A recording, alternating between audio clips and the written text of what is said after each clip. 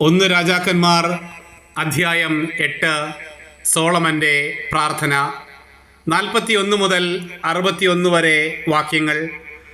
അങ്ങയുടെ ജനമായ ഇസ്രായേലിൽ പെടാത്ത വിദേശി അങ്ങയുടെ മഹനീയ നാമത്തെയും അങ്ങയുടെ കരുത്തുറ്റ കരങ്ങളുടെ പ്രവർത്തനങ്ങളെയും നീട്ടിയ ഭുജത്തെയും പറ്റി കേട്ട് അങ്ങയെ തേടി വന്ന് ഈ ആലയത്തിനു നേരെ തിരിഞ്ഞ് പ്രാർത്ഥിച്ചാൽ അവിടുത്തെ ജനമായ ഇസ്രായേലിനെ പോലെ സർവ്വജനതകളും അങ്ങയുടെ നാമം അറിയാനും അങ്ങയെ ഭയപ്പെടാനും ഞാൻ ഈ ഭവനം അങ്ങയ്ക്കായി നിർമ്മിച്ചിരിക്കുന്നുവെന്ന് ഗ്രഹിക്കാനും വേണ്ടി അങ്ങ് വസിക്കുന്ന സ്വർഗത്തിൽ നിന്ന് അവൻ്റെ പ്രാർത്ഥന ശ്രവിക്കുകയും യാചനകൾ സാധിച്ചു കൊടുക്കുകയും ചെയ്യണമേ. അങ്ങയുടെ ജനം അങ്ങ് അയക്കുന്ന വഴിയിലൂടെ ശത്രുക്കൾക്കെതിരെ യുദ്ധത്തിന് പുറപ്പെടുമ്പോൾ അങ്ങ് തിരഞ്ഞെടുത്തിരിക്കുന്ന ഈ നഗരത്തിനും ഞാൻ അങ്ങേക്ക് നിർമ്മിച്ചിരിക്കുന്ന ഈ ആലയത്തിനും അഭിമുഖമായി നിന്ന് പ്രാർത്ഥിച്ചാൽ അങ്ങ് സ്വർഗത്തിലിരുന്ന് അവരുടെ പ്രാർത്ഥനകളും യാചനകളും ശ്രവിച്ച് അവരെ വിജയത്തിലേക്ക് നയിക്കണമേ. അവർ അങ്ങേക്കെതിരായി പാപം ചെയ്യുകയും പാപം ചെയ്യാത്ത മനുഷ്യൻ ഇല്ലല്ലോ.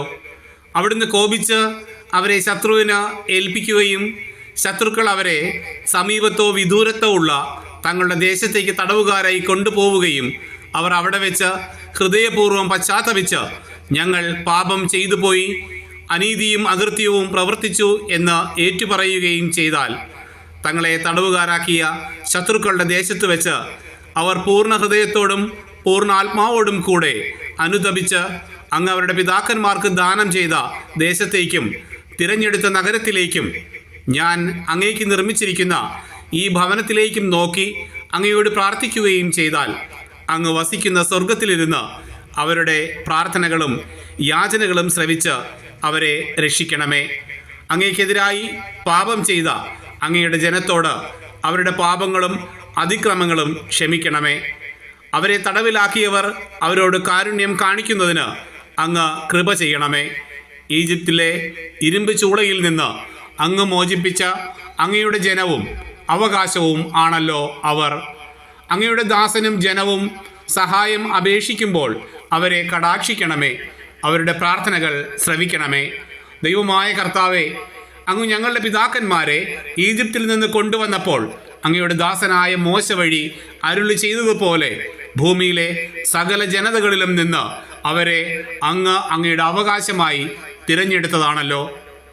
കർത്താവിനോടുള്ള പ്രാർത്ഥനകൾക്കും യാചനകൾക്കും ശേഷം സോളമൻ അവിടുത്തെ ബലിപീഠത്തിൻ്റെ മുൻപിൽ നിന്ന് എഴുന്നേറ്റു. അവൻ കൈകൾ ആകാശത്തിലേക്ക് ഉയർത്തി മുട്ടുകുത്തി നിൽക്കുകയായിരുന്നു. അവൻ ഇസ്രായേൽ ജനത്തെ ശബ്ദമുയർത്തി ആശീർവദിച്ചു. തൻ്റെ വാഗ്ദാനമനുസരിച്ച് സ്വജനമായ ഇസ്രായേലിന് ശാന്തി നൽകിയ കർത്താവ് വാഴ്ത്തപ്പെടട്ടെ. തൻ്റെ ദാസനായ മോശ വഴി വാഗ്ദാനം ചെയ്ത നന്മകളിലൊന്നും അവിടുന്ന് നിറവേറ്റാതിരുന്നിട്ടില്ല. നമ്മുടെ ദൈവമായ കർത്താവ് നമ്മുടെ പിതാക്കന്മാരോട് കൂടെ എന്നതുപോലെ നമ്മോട് കൂടെയും ഉണ്ടായിരിക്കട്ടെ. നമ്മെ പുറന്തള്ളുകയോ ഉപേക്ഷിക്കുകയോ ചെയ്യാതിരിക്കട്ടെ. നാം അവിടുത്തെ മാർഗത്തിലൂടെ ചരിക്കുന്നതിനും അവിടുന്ന് നമ്മുടെ പിതാക്കന്മാർക്ക് നൽകിയ കൽപ്പനകളും ചട്ടങ്ങളും ശാസനകളും പാലിക്കുന്നതിനും അവിടുന്ന് നമ്മുടെ ഹൃദയങ്ങളെ തന്നിലേക്ക് തിരിക്കട്ടെ. കർത്താവിൻ്റെ സന്നിധിയിൽ ഞാൻ സമർപ്പിച്ച ഈ പ്രാർത്ഥനകളും യാചനകളും രാപ്പകൽ അവിടുത്തെ മുൻപിൽ ഉണ്ടായിരിക്കുകയും അവിടുന്ന് ഈ ദാസനെയും തൻ്റെ ജനമായ ഇസ്രായേലിനെയും അനുദിനം പരിപാലിക്കുകയും ചെയ്യട്ടെ. അങ്ങനെ കർത്താവാണ് ദൈവമെന്നും അവിടുന്ന് മാത്രമാണ് ദൈവമെന്നും ഭൂമിയിലെ സർവ്വജനതകളും അറിയട്ടെ. ആകയാൽ ഇന്നത്തെ പോലെ അവിടുത്തെ കൽപ്പനകളും ചട്ടങ്ങളും അനുസരിച്ച് ജീവിക്കുന്നതിന് നിങ്ങളുടെ ഹൃദയം പൂർണ്ണമായി ദൈവമായ കർത്താവിൽ ആയിരിക്കട്ടെ.